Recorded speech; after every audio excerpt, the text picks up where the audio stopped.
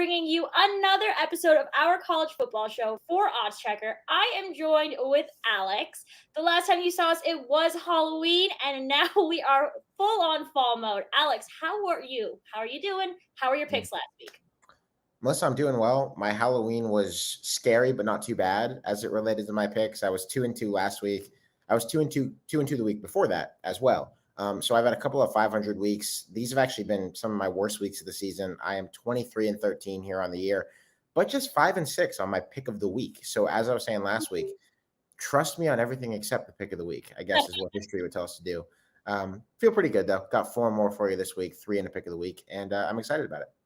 Okay, well then let's just get into it. Your first pick is actually what I'm most excited to hear about. It's in the American Conference. I'm also picking in the American Conference. You got Memphis. Tell us more about it.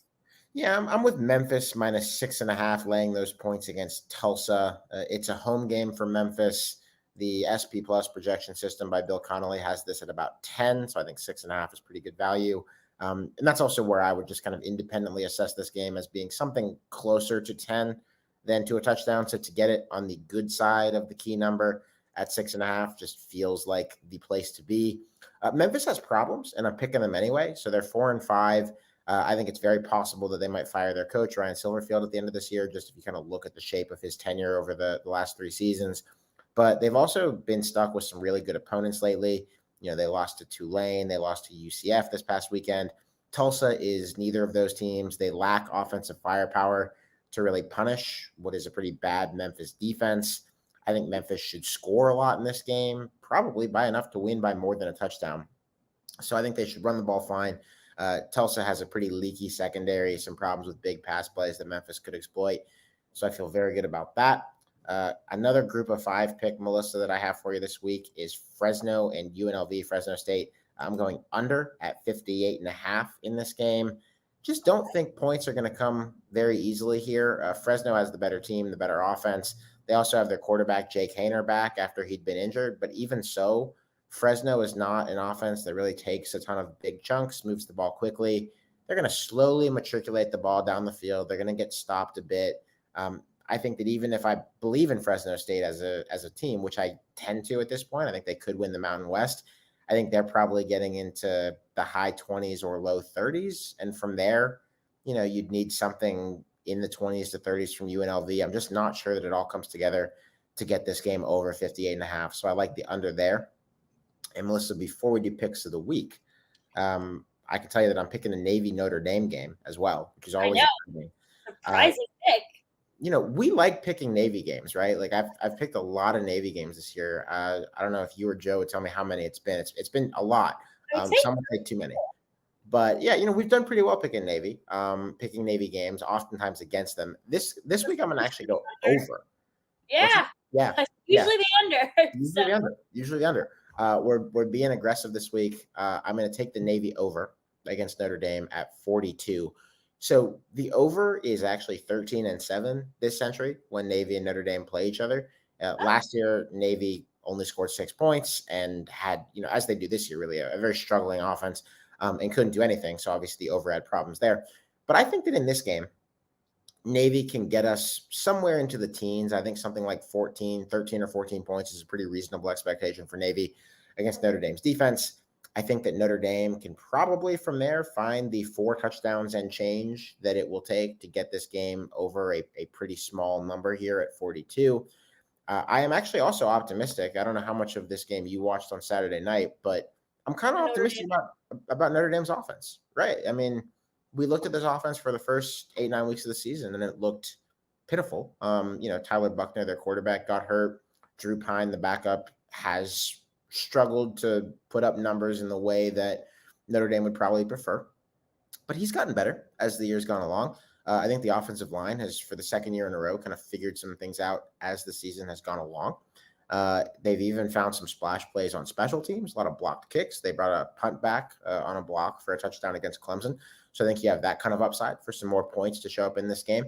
And I just like the way that Notre Dame seems to be rounding into form. Obviously, the problem for the over is that Notre Dame's defense looks very good and just shut out Clemson. But the thing about Navy is that even when Navy's offense is bad, which it is this year, The triple option tends to give at least sporadic trouble to some pretty good defenses that don't see it all the time.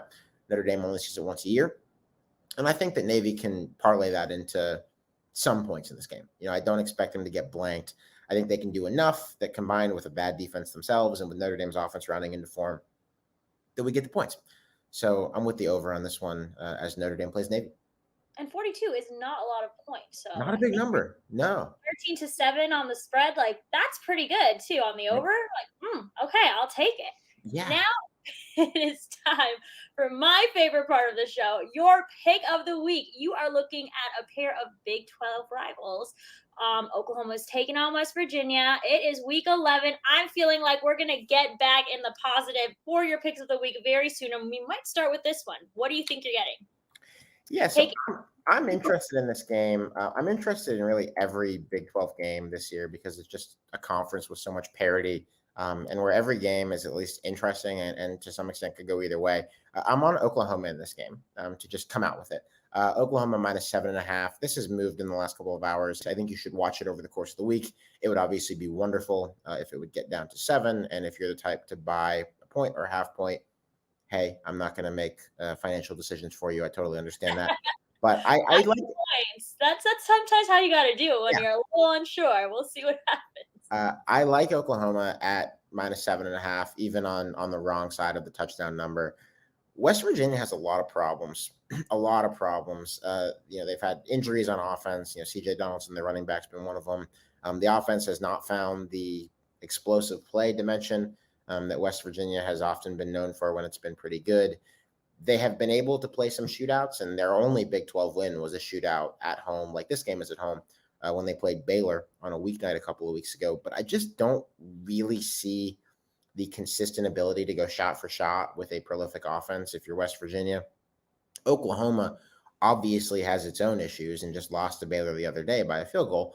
But I think if you look at the shape of that game, there were some kind of flukish interceptions that cost Oklahoma there, where Dylan Gabriel threw passes that were maybe a bit ill-advised, but got tipped and ricocheted into the wrong place, got caught by by Baylor defenders.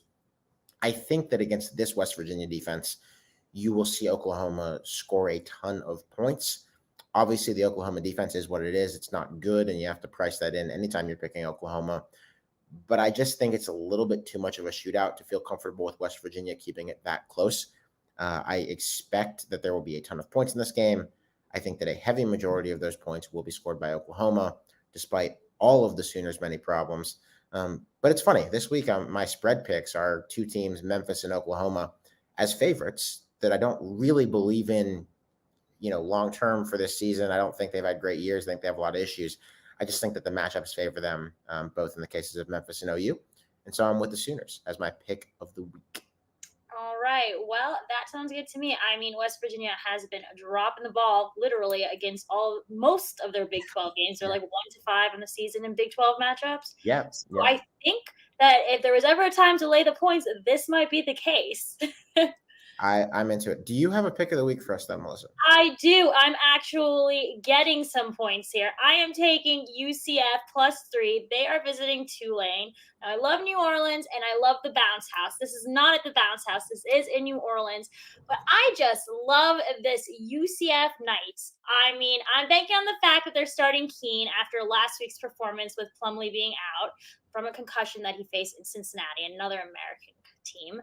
They pulled past Memphis, your pick for this week on Saturday. Backup quarter McKinney was excellent. I'm surprised. He's a sophomore now, and he's really improved his passing game this year in terms of accuracy. With his ability to throw in the pocket, that's really going to complement UCF's run game, and we know they're all about the run. So all areas of offense is improving. The team seems multidimensional with him at center. I don't know what else there's to say. We also have running back R.J. Harvey, who had quite the game last week, and he's really been great all season, which might come unexpected after his ACL injury from last season, but he's just been killing it. Other than that, I know it's really a toss-up because Tulane and UCF match up quite evenly on both sides of the ball, but if I'm getting points with UCF, and I'm also a UCF fan, this is more of a hard pick, but it makes sense. I take the points. Maybe even buy an extra so you don't push by 0.5. Like you said, sometimes we just got to buy the points to be safe with our money. But we'll see what happens. This is gonna be a good game though. Tulane Yeah. almost lured them with Uh, College Game Day. So Yep. It's a shame that game day's not there. I think it would have been more fun to have it in New Orleans than in Austin for the second time this season and like the millionth time in the history of the show. But I don't make the decisions. I agree with you. I think it's gonna be a great game. I did not play this one because I could see it rolling in either direction. But I think that if I was gonna play it, I would go the side where I was getting points because I think it's toss up ish. I think it's going to be a really competitive game. Maybe the game that I'm most interested in this entire week that's coming up in college football. I mean, you'll see as November gets longer, there are obviously rivalry weekend games. There's only 2 weeks of regular season football left after this weekend. But I think this is a primo game. I think it's going to be a ton of fun, and I will be pulling for you to get your money back on it. well, if they UCF has a lot on the line here too. If they defeat Tulane this week, they are going to be in first position in their conference. And they have they'll have tiebreakers over Right. everyone else. So Yeah, this is the fun thing about the American Athletic Conference this year. It is possible that this is the first of two games between these teams. mhm. Tulane is in a good position to go and play in the American Championship game. The American did away with divisions for the purposes of its standings this year. So it is probably going to be Tulane against either Cincinnati or against UCF rematches. You like them sometimes you don't. But I think there's a good chance that it's a double date for Tulane and whoever they might wind up playing. All right. Well, with that being said, I feel like that is definitely the game that I'm most looking forward to this week. But I'm also looking forward to see what happens with Oklahoma for your pick of the week. And I hope you guys stay tuned. We will be back next week, Monday, for more picks right here on OddsChecker. Happy betting.